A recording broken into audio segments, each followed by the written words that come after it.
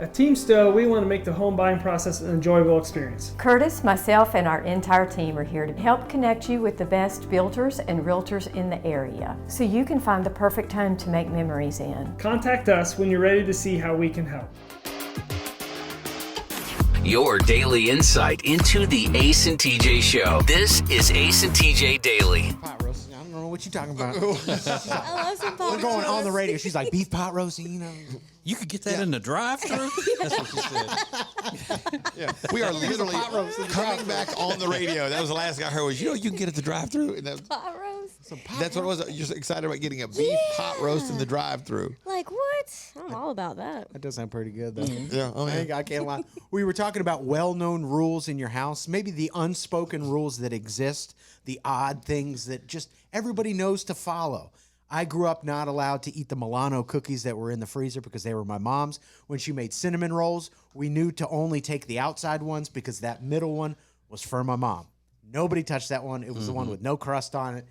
That was hers, and we knew not to touch it. There's a lady in our DMs that has the one, it's not the exact same one, but very similar. You knew at my house in the morning, if for some reason you were up before my mom, nothing's going to happen until that coffee pot gets started.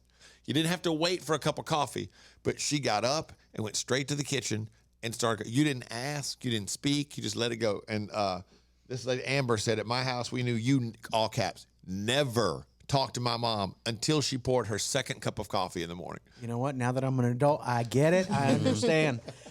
Cindy said things like the ice cream sandwich pack of 12.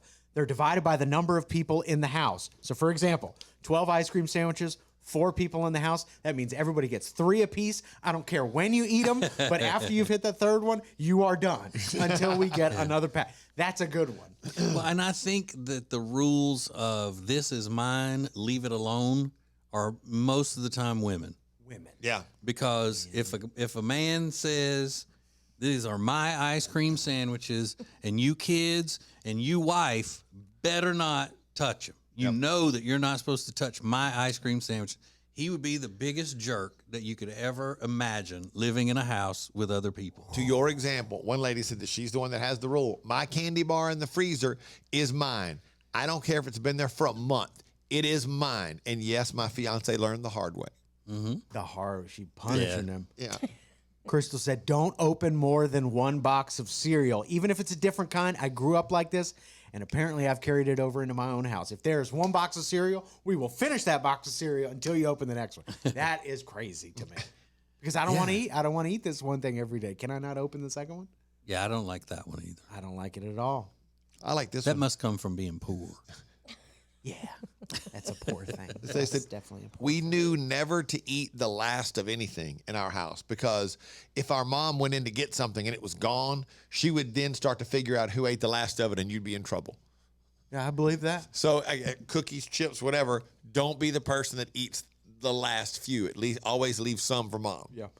Mark said, at church on Sundays, we knew not to interrupt and ask our dad if we could go home because he was always talking to somebody after church, and there were usually less than a dozen cars when we finally decided to leave. And I thought, that is TJ's wife, Jody, when those kids are standing around waiting to go home, and she's talking. Yeah, there was a while that I drove separately to church. And what really got me is that we would stand there after church, and she would talk and talk and talk and talk in the parking lot, and we're just waiting to leave. And then she looks at the woman and says, all right, so y'all gonna meet us over there for lunch? Oh my God. We're going to lunch with them, and you couldn't have had this long conversation at the lunch place? TJ, what do you think is the longest you've stood after church waiting on that conversation to end, whether lunch came or not? Probably an hour. Oh. Because the kids, when they were little, they'd be playing on the church playground and stuff, and then I'm just sitting there. But an hour. There was there had to be some drama going on that had to be solved right then. Right there in the vestibule. Mm-hmm.